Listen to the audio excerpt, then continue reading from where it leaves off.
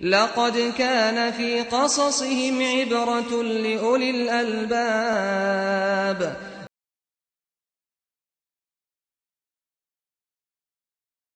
الحمد للہ والصلاة والسلام علی رسول اللہ وعلی آلہ وصحبہ وموالا. محترم بھائیو، السلام علیکم ورحمۃ اللہ وبرکاتہ. اس مجلس میں ہم روزانہ قرآنی قصوں میں سے ایک قصہ سنتے ہیں، اور آج ہم بنو اسرائیل کی شرارت کے چند قصے سنیں گے. اس حوالے سے سب سے پہلا قصہ یہ ہے کہ حضرت موسیٰ علیہ السلام کے ساتھ جب اللہ تعالیٰ نے بنو اسرائیل کو سمندر سے نجات دیا تو انہوں نے اپنے سامنے میں سمندر کو پھٹتے ہوئے دیکھا تھا کہ رب نے ان کے سامنے میں سمندر کو پھاڑ کر کے انہیں نجات دیا اور ان کے دشمن کو غرقاب کیا تھا.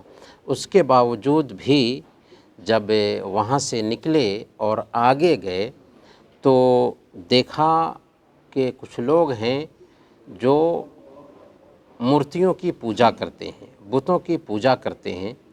تو بنو اسرائیل نے حضرت موسیٰ علیہ السلام سے کہا اجعل لنا الہا کما لہم آلہہ، کہ جیسے ان کے پاس معبود ہیں ویسے ہی ہمارے لیے بھی معبود بنا دیجئے. حضرت موسیٰ علیہ السلام سنتے ہیں تو کہتے ہیں انکم قوم تجہلون، تم نہایت ہی نادان قوم ہو، نہایت ہی نادانی کی باتیں کرنے والے ہو.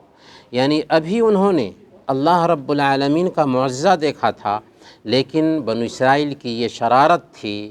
اللہ کا معجزہ اپنی پیشانی کی آنکھوں سے دیکھنے کے باوجود وہ الگ سے اپنے بھگوان کی گزارش کرنے لگے تھے.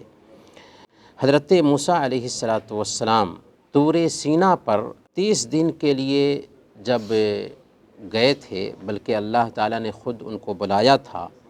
پھر 10 دن کا مزید اضافہ ہوا. 40 دن جب مکمل ہو گیا تو حضرت موسیٰ علیہ السلام نے اللہ رب العالمین سے گزارش کی کہ رب ارنی انظر الیک، کہ اے اللہ میں تجھے دیکھنا چاہتا ہوں.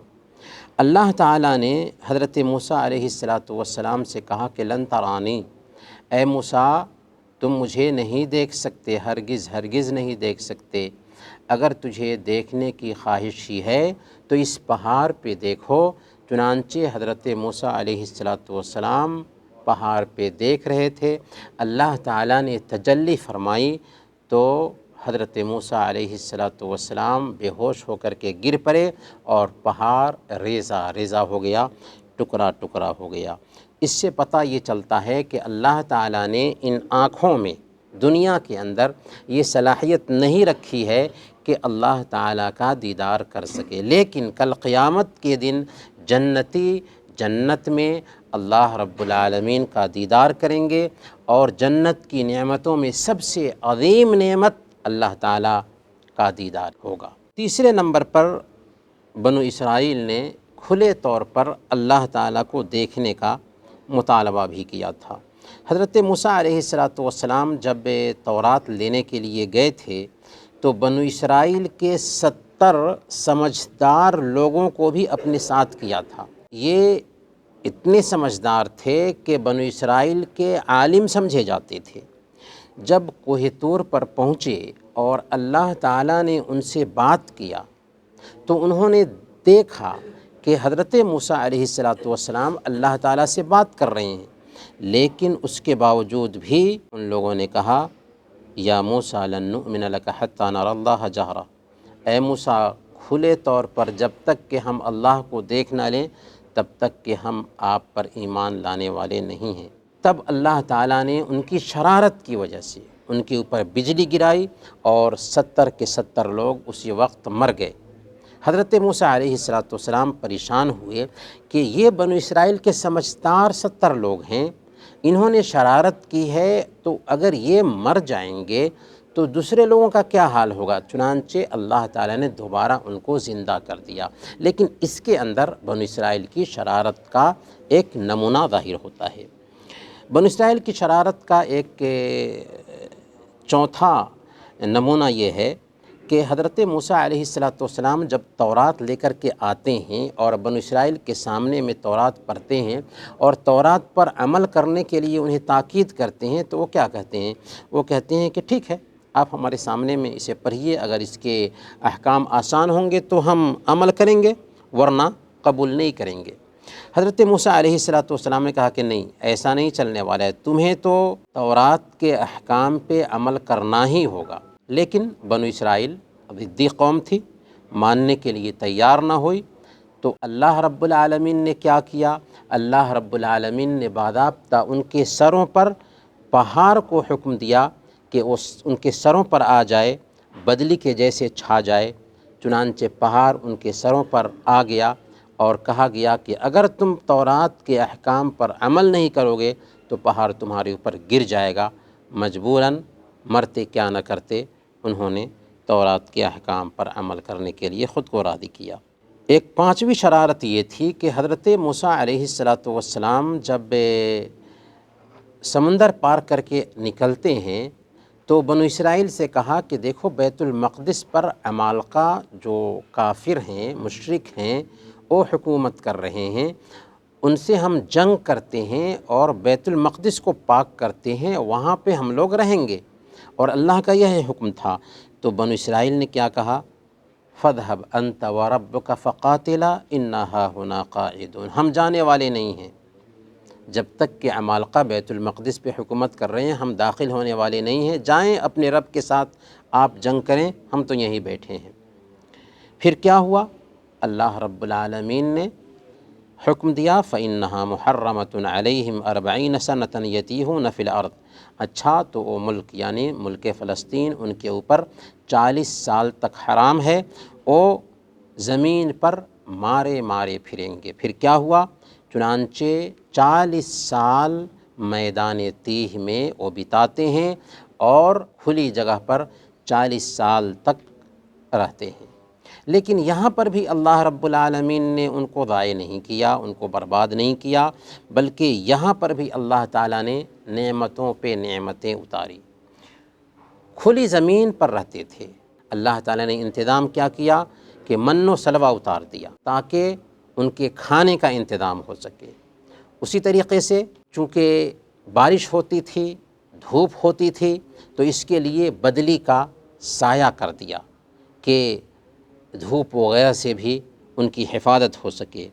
تیسرے نمبر پر پانی کے 12 چشمے جاری کر دیے، چونکہ وہ 12 قبیلہ کے لوگ تھے، چنانچہ 12 چشمے ہر قبیلہ کے لیے الگ الگ اللہ تعالیٰ نے جاری کر دیا تھا۔ لیکن اس کے باوجود بھی بنو اسرائیل کی شرارت کم نہ ہوئی، اور من و سلوہ جو اللہ رب العالمین کی طرف سے اترنے والا کھانا تھا، اور یہ بہت ہی اعلیٰ کوالٹی کا کھانا تھا، اس کو پانے کے باوجود انہوں نے شرارت میں کیا کہا کہ نہیں، ہمیں سبزیاں چاہیے، ہمیں پیاز چاہیے، تو سبزیوں اور پیاز کی مانگ کرنے لگے۔ حضرت موسیٰ علیہ السلام کو ہر طرح سے بنو اسرائیل نے اذیت پہنچایا، یہاں تک کہ صحیح بخاری اور صحیح مسلم کی روایت ہے، ایک دن اللہ کے نبی صلی اللہ علیہ وسلم کسی شخص کے معاملے سے پریشان ہو کر کے کہتے ہیں کہ اللہ تعالیٰ موسیٰ علیہ السلام پر رحم فرمائیں کہ لوگوں نے ان کو مجھ سے زیادہ تکلیف پہنچائی۔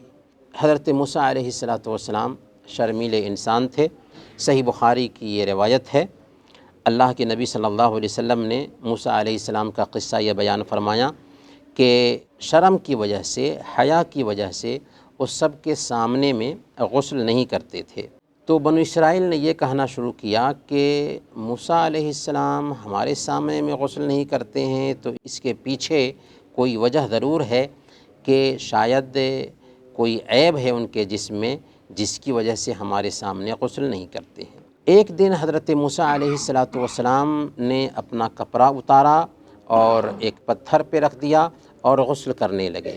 جب غسل کر کے فارغ ہوئے اور پتھر کے پاس پہنچے تو اللہ تعالیٰ کے حکم سے پتھر چلنے لگا اور اس کے اوپر ان کا لباس تھا، یہاں تک کہ حضرت موسیٰ علیہ السلام اس کے پیچھے پیچھے جا رہے ہیں، پتھر بھاگ رہا ہے، یہاں تک کہ وہاں پہنچ گیا جہاں پہ بنو اسرائیل غسل کرتے تھے۔